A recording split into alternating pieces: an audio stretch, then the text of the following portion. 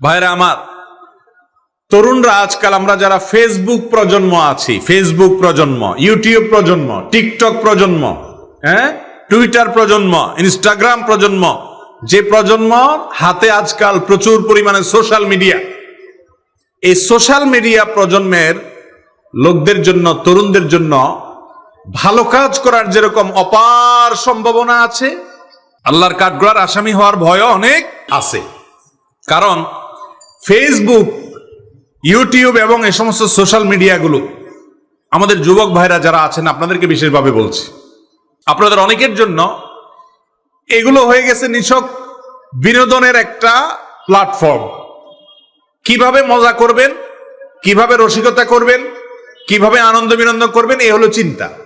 ভালো কথা, আপনি এখান থেকে রসিকতা করেন, আনন্দ বিনোদন করেন, এটা নাজায়েজ না।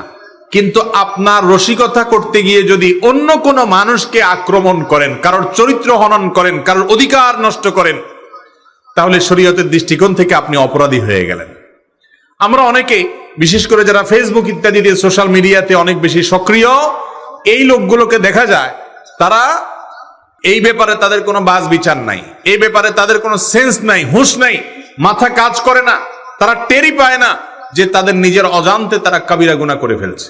ধরুন কথার কথা, একজন মানুষ তিনি কোনো ভুল করেছেন, তার ভুলটা নিয়ে আপনি ট্রলবাজি করতেছেন, আপনি মজা করতেছেন, আপনি মিম বানাচ্ছেন, আপনি তার ওইটা নিয়ে আপনি রোস্টিং ভিডিও বানাচ্ছেন, সমালোচনা করতে গিয়া তার চরিত্র হনন করছেন, তার নামে বাজে ট্যাগ দিচ্ছেন, তার ছবিকে বিকৃত করে একটা পোস্ট বানাইতেছেন, তাকে ব্যঙ্গ করে বিভিন্ন কথা বলতেছেন, তার ব্যক্তিগত বিষয় নিয়ে সন্দেহমূলক ভাবে নানা রকমের আপত্তিকর ট্যাগ দিচ্ছেন, মন্তব্য করতেছেন, হাহা করছেন, মজা করছেন। ভাইরা আমার, কোন মানুষের চরিত্র নিয়ে মজা করা এটা হারাম। কেমন হারাম?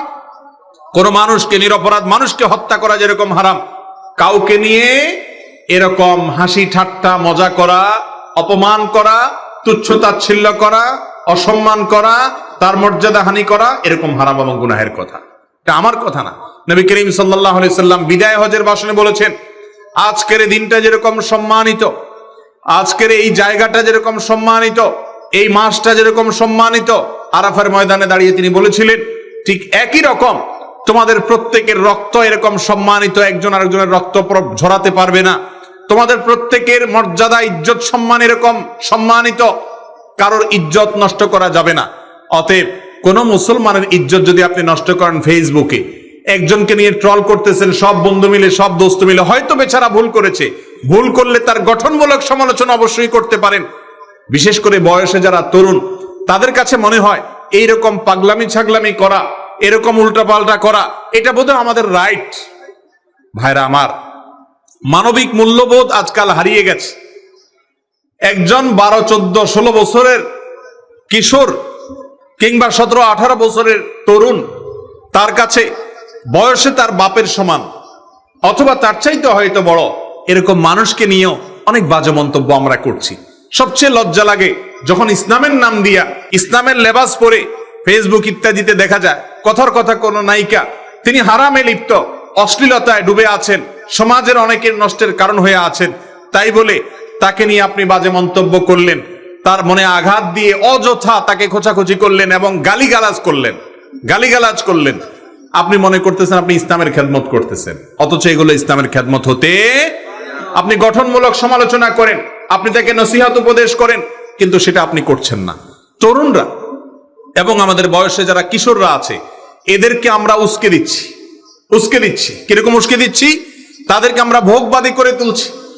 আপনি দেখবেন মা বাপ ছেলে মেয়ে যদি কোনো কিছু চায়, চাইতে দেরি আনতে দেরি না, ঠিক না বে ঠিক? চাইতে দেরি আনতে দেরি না। প্রবাসে যদি বাবা থাকে, বিদেশে যদি থাকে, তো কোনো কথাই নাই, বাবা কি লাগবে শুধু বলো, মোবাইল একটা চাইলে 3টা দিতে রাজি। আর দেশে থাকলেও একই কথা। ছেলে মেয়েকে বাবা মারা এখন দিতে দিতে দরকারের চাইতে আরো বেশি দিচ্ছে, যার কারণে তাদের মধ্যে ত্যাগ তিতিক্ষা করা, স্যাক্রিফাইস করা, মানবিক মূল্যবোধ থাকার যে একটা ব্যাপার আছে, সেটা আজ তরুণদের মধ্যে নাই, হারিয়ে গেছে। ভাইরা আমার, এটা খুবই খারাপ জিনিস। এর সবচেয়ে বড় সাফার হবে ওই তরুণ, ওই কিশোরের মা বাপ নিজেরা। কারণ সে তো ত্যাগ শিখে নাই তার বাপ মার কাছ থেকে, সে তো ভোগ শিখছে, শুধু বাপ মা তারে ভোগ করা শিখাইছে, স্যাক্রিফাইস শিখায় নাই, এই জন্য বাপমার জন্য ত্যাগ করাও সে জানবে না। আজ ঘরে ঘরে দেখা যায় যে আমাদের ছেলে মেয়েরা মা বাবার কথা শোনে না। কেন কথা শুনবে? কারণ মা বাবা তো তাদেরকে শুধু ভোগ শিখাইছেন, ত্যাগ শিখান নাই। মুরব্বীদের জন্য যে স্যাক্রিফাইস করতে হয়, ছাড় দিতে হয়, এটা তো যুবকরা আজকাল ভুলে গেছে।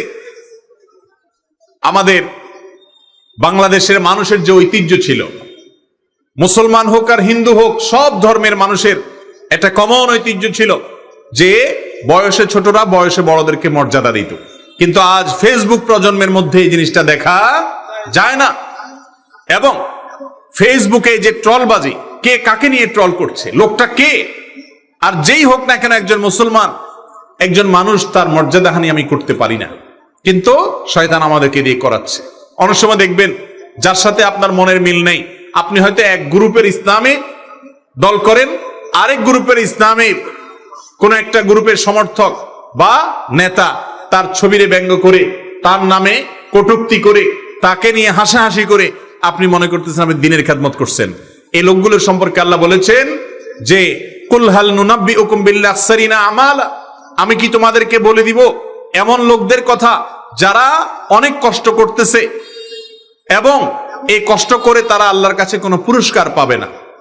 আল্লাযীনা দাল্লা সাইয়ুহুম ফিল হায়াতিদ দুনিয়া, দুনিয়ার জীবনে তাদের সমস্ত সাধনা বরবাদ।